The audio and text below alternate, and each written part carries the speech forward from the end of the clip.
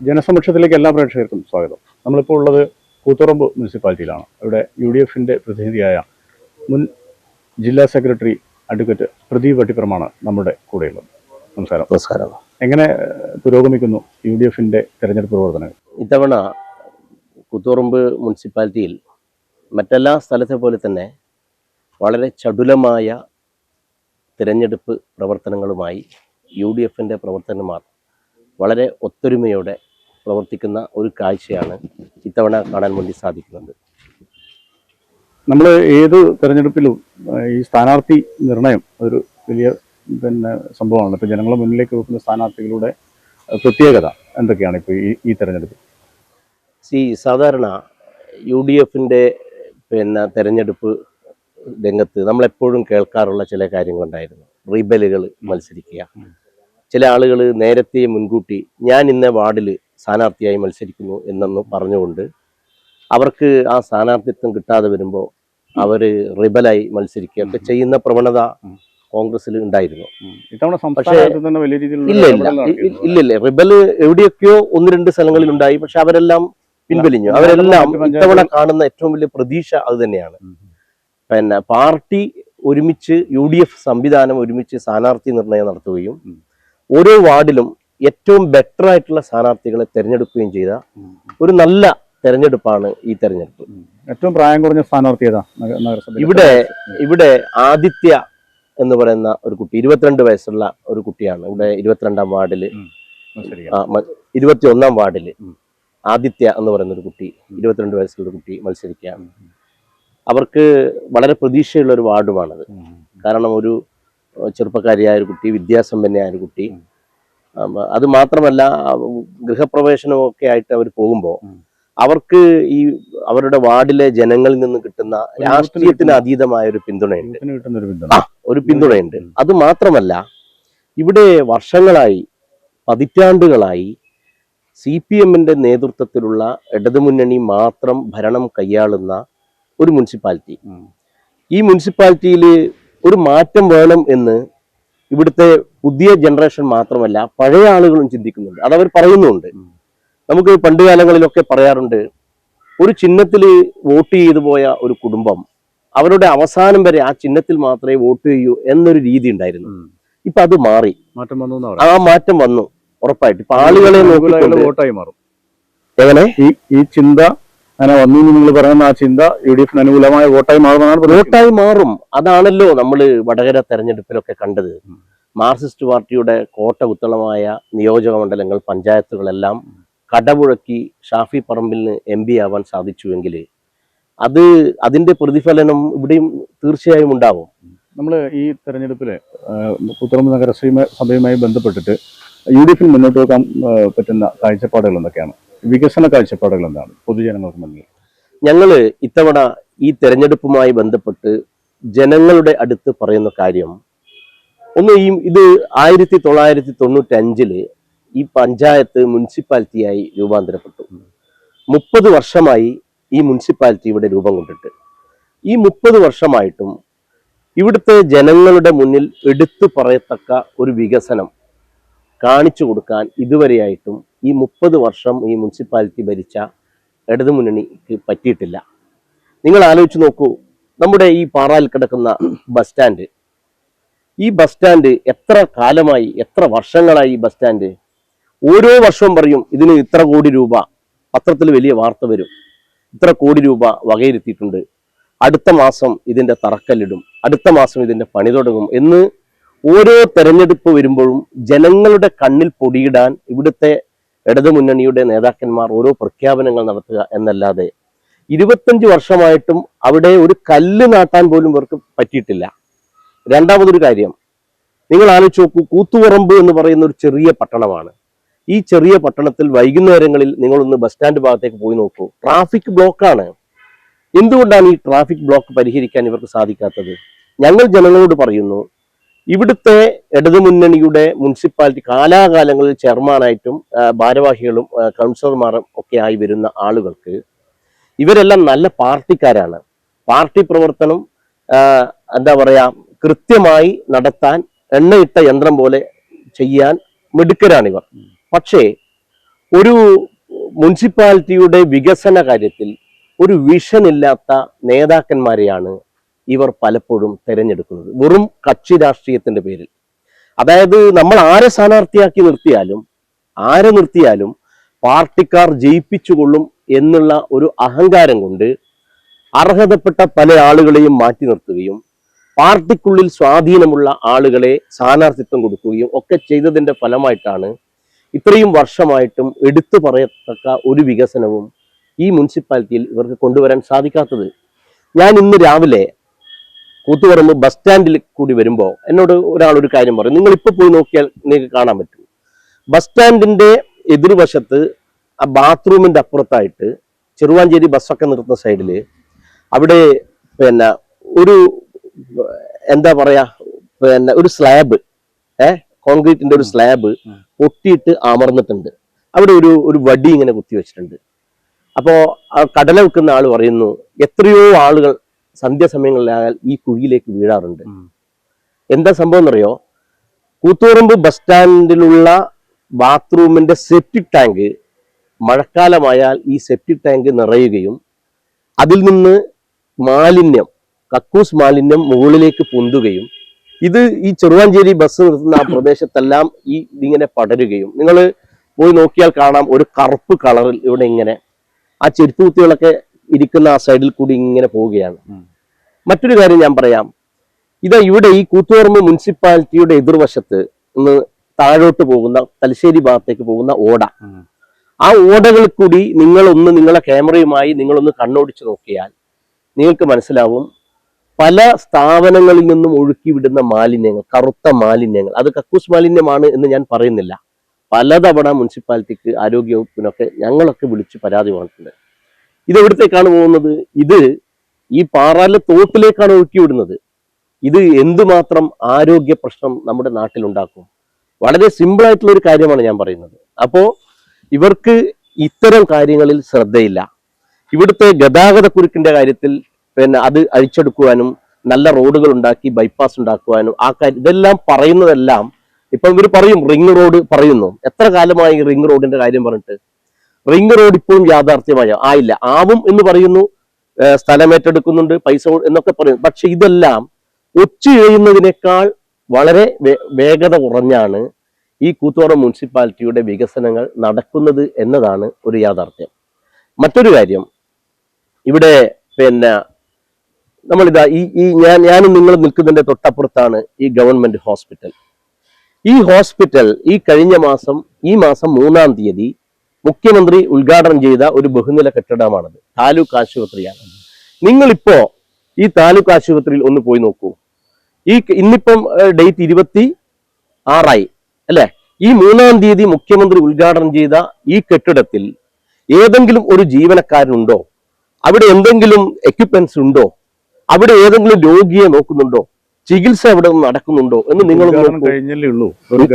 എത്രയായി ഉദ്ഘാടനം കഴിഞ്ഞിട്ട്? അങ്ങനെയല്ലല്ലോ, ഉദ്ഘാടനം കഴിഞ്ഞ് ഞാൻ പറഞ്ഞു വരുന്നത് ഇതൊരു താലൂക്ക് ആശുപത്രിയാണ്. മെഡിക്കൽ കോളേജിന് ഇതൊരു താലൂക്ക് ആശുപത്രിയാണ്.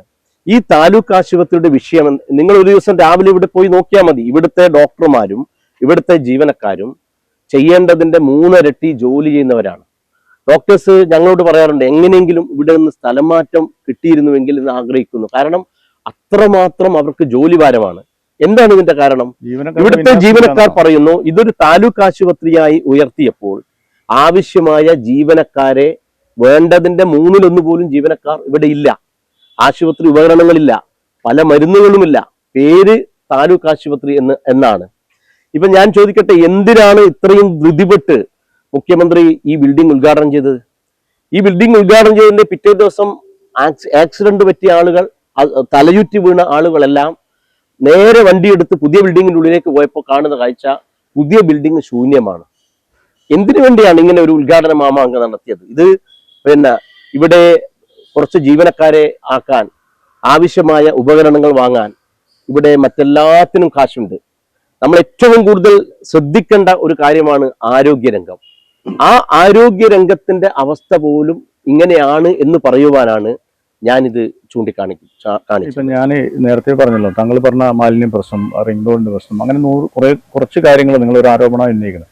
എന്തുകൊണ്ടാണ് UDF ഇത് ഫലപ്രദമായി ജനങ്ങളിലേക്ക് എത്തിക്കാൻ പറ്റാത്തത് എന്തുകൊണ്ടാണ്? ഒരു പൊതു ജനപ്രക്ഷോഭം അല്ലെ ആ രീതിയിലേക്ക് ഒരു സമരമാർഗം ഇത് അങ്ങനെയൊക്കെ ചെയ്താലല്ലേ നമുക്ക് ഈ തെരഞ്ഞെടുപ്പ് വരുന്ന സമയത്ത് അവരെ അഭിമുഖീകരിക്കാൻ പറ്റും. എന്തുകൊണ്ടാണ് അങ്ങനെ ഒരു ഇപ്പൊ ഈ കൂത്തുപറമ്പ് മുനിസിപ്പാലിറ്റിക്ക് ഉള്ളിലുള്ള റോഡുകൾ, വാർഡുകളിലെ റോഡുകൾ താങ്കളും ഇപ്പൊ ഉന്നയിക്കുന്നത് ഈ തെരഞ്ഞെടുപ്പിനെ മുന്നിൽ കണ്ടുകൊണ്ട് ഒരിക്കലുമല്ല, ഞാൻ അതിലേക്കാണ് വരുന്നത്. ഈ കൂത്തുപറമ്പ് മുനിസിപ്പാലിറ്റിയിലെ റിംഗ് റോഡ് മുതൽ, ആമ്പലാട് വഴി വരുന്ന റിംഗ് റോഡ് മുതൽ ഈ കൂത്തുപറമ്പ് മുനിസിപ്പാലിറ്റിയിലെ പല വാർഡുകളിലുള്ള റോഡുകളുടെ സ്ഥിതി ഇപ്പോൾ അതിദയനീയമാണ്. ഈ കാര്യം ഉന്നയിച്ചുകൊണ്ട് ഈ മുനിസിപ്പാലിറ്റിക്ക് മുന്നിൽ ഇവിടുത്തെ മണ്ഡലം കോൺഗ്രസ് കമ്മിറ്റിയും ബ്ലോക്ക് കോൺഗ്രസ് കമ്മിറ്റിയും ഒക്കെ ഇവിടെ ഉപരോധ സമരം, ധർണാ സമരം ഒക്കെ സംഘടിപ്പിച്ചിട്ടുണ്ട്. ഞാൻ ആ പരിപാടിയിൽ പ്രസംഗിച്ച ആളാണ്. അതുപോലെ നമ്മൾ ഇത്തരം കാര്യങ്ങൾ ജനങ്ങളിൽ എത്തിക്കുന്നുണ്ട്. ജനങ്ങൾ പറയുന്നുണ്ട്, ജനങ്ങൾ ഈ കാര്യങ്ങളിലെല്ലാം ബോധവാന്മാരാണ്. അവർക്കറിയാം ഇവിടെ ഒന്നും നടക്കുന്നില്ല എന്ന്. ഇത്തരം കാര്യങ്ങളിലൊക്കെ എന്ത് വികസന കാഴ്ചപ്പാടാണ് UDF മുന്നോട്ട് വെക്കാനുള്ളത്? UDF വളരെ വ്യക്തമായ ഒരു വികസന കാഴ്ചപ്പാട് ഈ തെരഞ്ഞെടുപ്പ് സമയത്ത് ജനങ്ങളോട് ഞങ്ങൾ പറയുന്നുണ്ട്. ഒന്ന്, ഞങ്ങൾ ആദ്യം പറയുന്നു, UDF ഈ തെരഞ്ഞെടുപ്പിൽ കൂത്തുപറമ്പ് മുനിസിപ്പാലിറ്റിയിൽ അധികാരത്തിൽ വന്നാൽ ഞങ്ങൾ കക്ഷി രാഷ്ട്രീയത്തിന് അതീതമായി വികസന പ്രവർത്തനത്തിന് നേതൃത്വം കൊടുക്കുന്ന ഒരു നല്ല മുനിസിപ്പാലിറ്റിക്ക് ഇവിടെ രൂപം കൊടുക്കും. ജനങ്ങളുടെ ചിരകാല ആഗ്രഹമാണ് പാറാനിലെ ബസ് സ്റ്റാൻഡ്.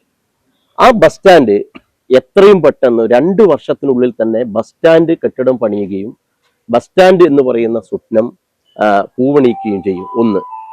2, ഈ കൂത്തുപറമ്പിന്റെ ട്രാഫിക് ബ്ലോക്ക്, ഈ ബ്ലോക്ക് പരിഹരിക്കാൻ ഇവിടെ കുറെ മാർഗങ്ങളുണ്ട്. ഇപ്പൊ ഈ കൂത്തുപറമ്പ് എരുമത്തെരുവിൽ കൂടി പോകുന്ന റോഡ്, ആ റോഡ് അതിപ്പോ പൊട്ടിപ്പൊളിഞ്ഞു കിടക്കുകയാണ്.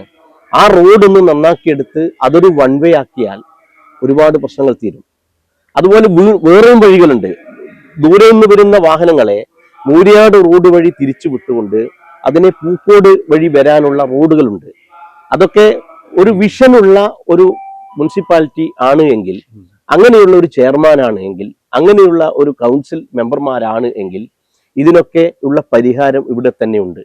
പക്ഷേ ഇവിടുത്തെ സ്ഥിതി എന്താണെന്ന് വെച്ചാൽ, ഇതൊന്നും ചെയ്തില്ലെങ്കിലും നമുക്ക് നമ്മുടെ സംഘബലം കൊണ്ട് നമ്മൾ തന്നെ വീണ്ടും തിരിച്ചു വരും എന്നുള്ള വലിയ പ്രതീക്ഷ വെച്ചുകൊണ്ടാണ് CPM ഇതൊന്നും ചെയ്യാതെ പോകുന്നത്. അവർക്കറിയാനിട്ടല്ല.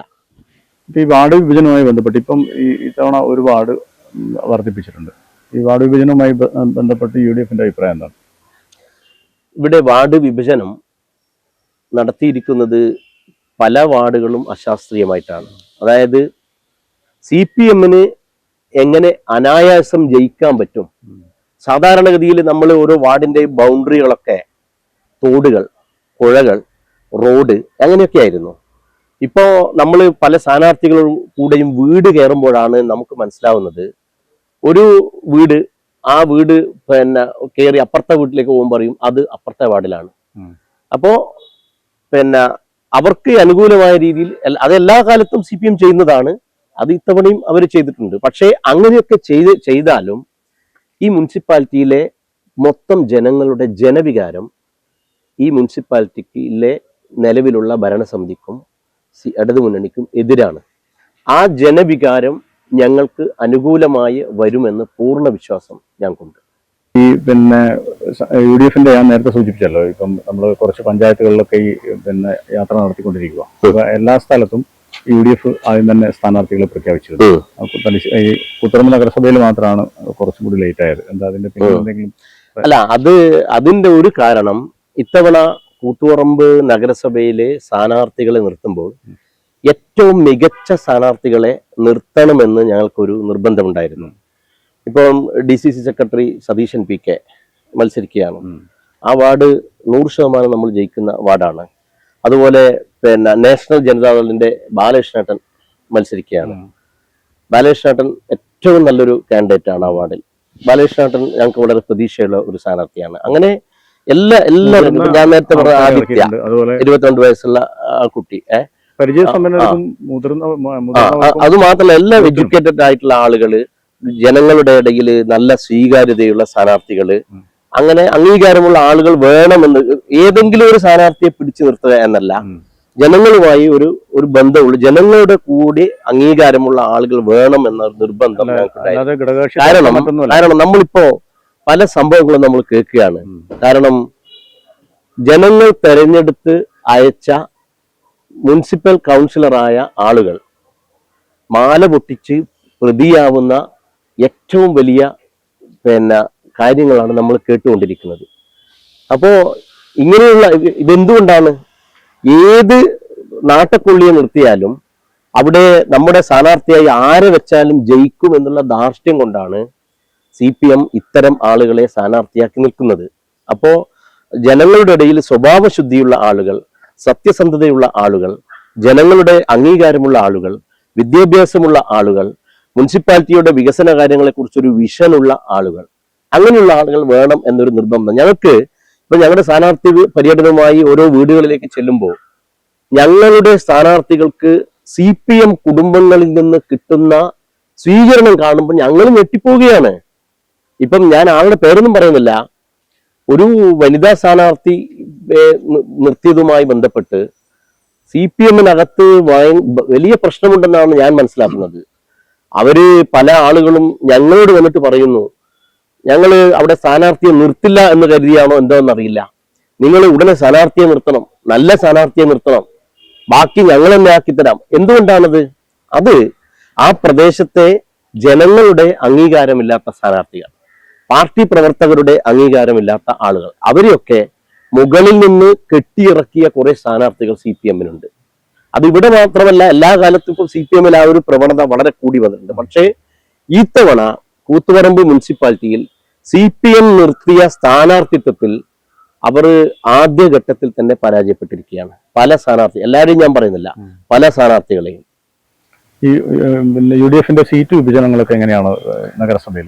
നമുക്ക് UDF-ന് ഉള്ളത് മുസ്ലിം ലീഗാണ്. മുസ്ലിം ലീഗ് 5 സീറ്റിൽ മത്സരിക്കുന്നുണ്ട്. പിന്നെ ഉള്ളത് നാഷണൽ ജനതാദളാണ്. ബാലകൃഷ്ണേട്ടൻ ഒരു സീറ്റിൽ മത്സരിക്കുന്നുണ്ട്. പിന്നെ ഒരു സീറ്റിൽ മത്സരിക്കുന്നത് CMB-ക്ക് ഒരു സീറ്റ് കൊടുത്തിരിക്കുന്നു. CMB മത്സരിക്കുന്നുണ്ട്. അതൊക്കെ തർക്കങ്ങളൊന്നും ഇല്ലാതെ തന്നെയാണ്. അയ്യോ, ഒരു തർക്കവും ഉണ്ടായിട്ടില്ല എന്ന് മാത്രമല്ല, എല്ലാം വളരെ സിസ്റ്റമാറ്റിക് ആയിട്ട് പോകുന്നത്. ഇപ്പം DCC സെക്രട്ടറി ശ്രീ തങ്കച്ചന്റെ നേതൃത്വത്തിൽ, തങ്കച്ചന് കോളയാട് ബ്ലോക്കിന്റെ കൂടി ചാർജുള്ള ഒരാളാണ്. അദ്ദേഹത്തിന്റെ നേതൃത്വത്തിൽ എല്ലാം വളരെ സിസ്റ്റമാറ്റിക് ആയി പാർട്ടി സംഘടന ചലിച്ചുകൊണ്ടിരിക്കുകയാണ്. ഇവിടെ എല്ലാം മുന്നൊരുക്കത്തിലാണ് UDF. യെസ്, അതെ. മറ്റൊരു കാര്യം എനിക്ക് സൂചിപ്പിക്കാനുള്ളത്, നമ്മുടെ കൂത്തുപറമ്പ് മുനിസിപ്പാലിറ്റിയുടെ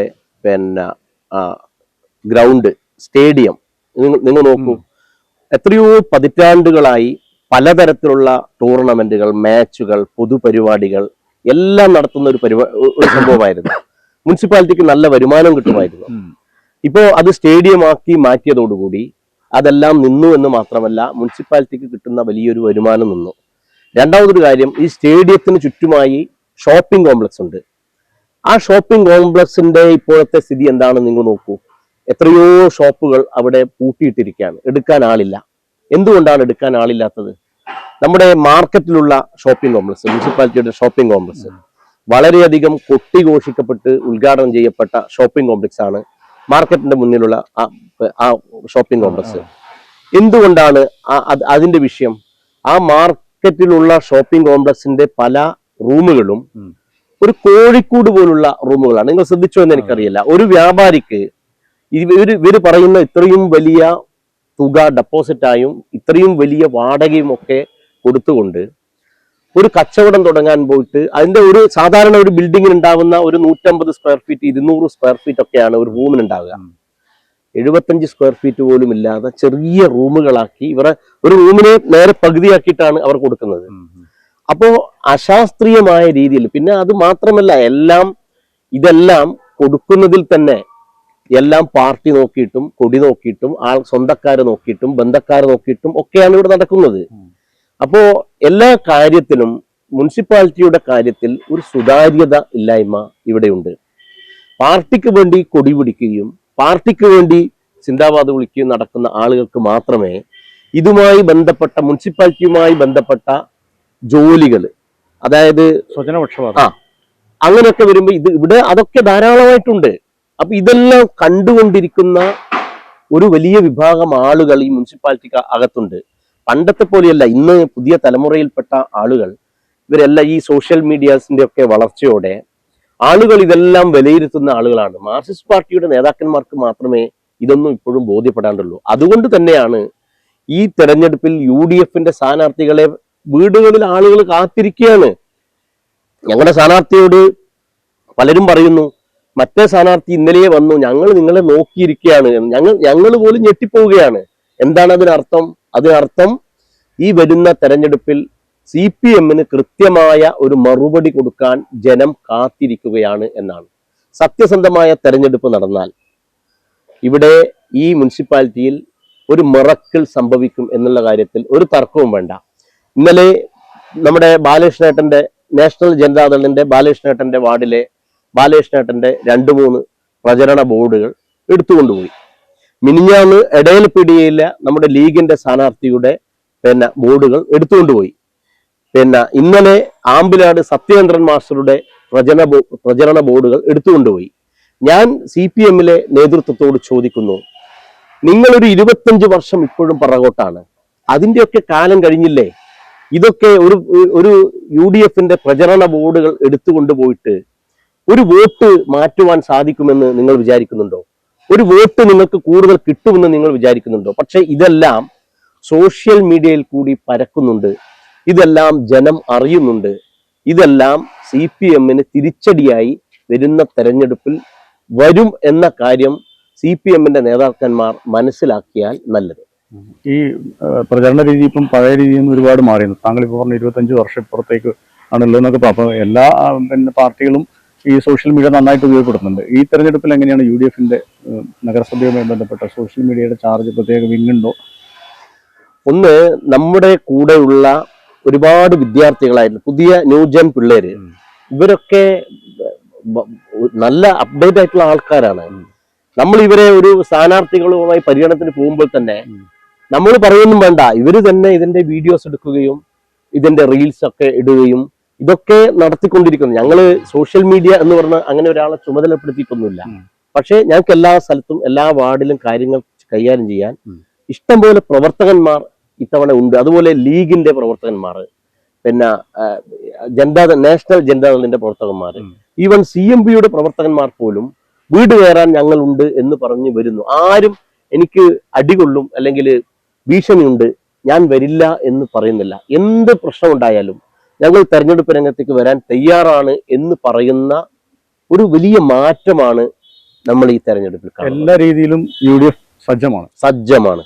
ഷുവർ. ഇത്തവണ എന്തായാലും UDF പിടിക്കുമെന്നാണ് താങ്കൾ പറയുന്നത്. ഇത്തവണ ഈ കൂത്തുപറമ്പ് മുനിസിപ്പാലിറ്റിയിൽ നേരത്തെ ഉള്ള തെരഞ്ഞെടുപ്പുകളിൽ ഞങ്ങൾക്ക് ഇവിടെ കുറച്ച് ക്ഷീണമുണ്ടായിരുന്നു, ഇല്ലെന്ന് പറയുന്നില്ല, ഒരു യാഥാർത്ഥ്യം തന്നെയാണ്.